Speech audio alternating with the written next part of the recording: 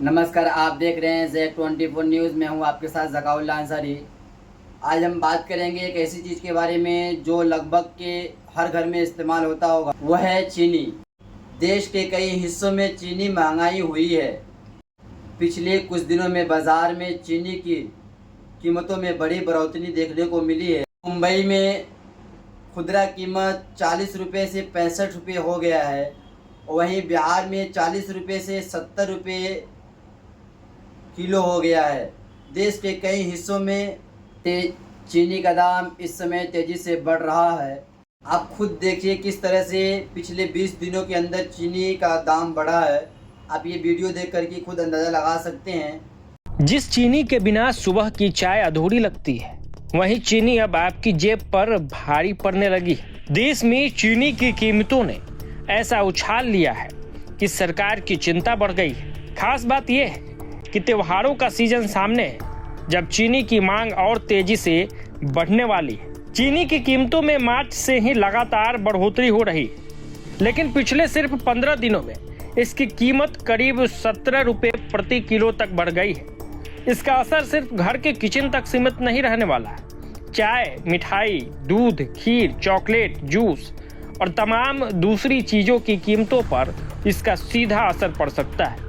अब सवाल है कि आखिर चीनी इतनी महंगी क्यों हो रही है, और भारत जो दुनिया का दूसरा सबसे बड़ा चीनी उत्पादक देश है, उसे करीब 10 साल बाद चीनी आयात करने की जरूरत क्यों पड़ रही है। दरअसल सरकार बढ़ती कीमतों पर काबू पाने के लिए चीनी की आयात पर लगने वाले ड्यूटी घटाने या पूरी तरह खत्म करने के विकल्प पर विचार कर रही है। फिलहाल चीनी के आयात पर 100% तक इम्पोर्ट ड्यूटी है।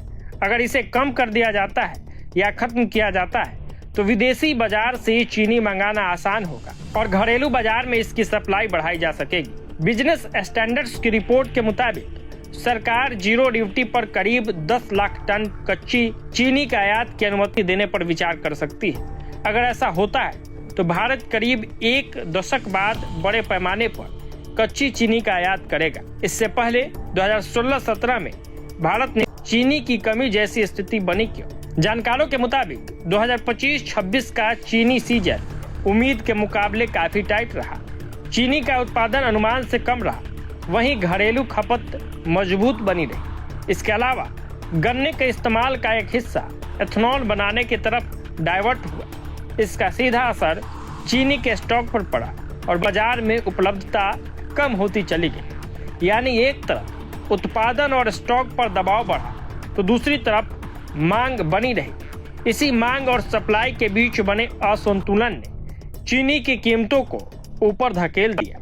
कुछ एक्सपर्ट्स इसके पीछे चीनी के एक्सपोर्ट को भी एक वजह मान रहे हैं। सरकार ने नवंबर 2025 में 15 लाख टन चीनी के निर्यात की अनुमति दी थी। बाद में इस सीमा को बढ़ाकर 20 लाख टन कर दिया गया। एक्सपोर्ट पर रोक लगाने से पहले ही करीब 8 लाख टन चीनी देश से बाहर जा चुकी थी। अब स्थिति यह है कि घरेलू बाजार में सप्लाई बढ़ाने के लिए सरकार करीब इतनी ही मात्रा में चीनी आयात करने की योजना बना रही। यानी जिस चीनी को भारत ने विदेशी बाजार में भेजा, अब घरेलू कीमतों को नियंत्रित करने की उसी कम हुई सप्लाई की भरपाई आयात के जरिए करने की तैयारी। सबसे बड़ी चुनौती अब त्योहारों का सीजन है। अगस्त के अंत से जनवरी तक देश में चीनी की मांग आमतौर पर बढ़ जाती है, मिठाइयों से लेकर घरों में बनने वाले पकवानों तक। इस दौरान चीनी की खपत तेजी में बढ़ती है। ऐसे में अगर सरकार समय रहते आयात का फैसला करती है तो बाजार में सप्लाई बढ़ती है, तो कीमतों पर दबाव कम हो सकता है। लेकिन अगर सप्लाई और मांग का यह अंतर बना रहा तो इसका असर सिर्फ चीनी तक सीमित नहीं रहेगा। मिठाई, डेयरी और चीनी का इस्तेमाल करने वाले कई दूसरे उत्पाद भी महंगे हो सकते हैं। तो इस वीडियो में फिलहाल इतना ही। जुड़े रहिए प्रभात खबर के साथ।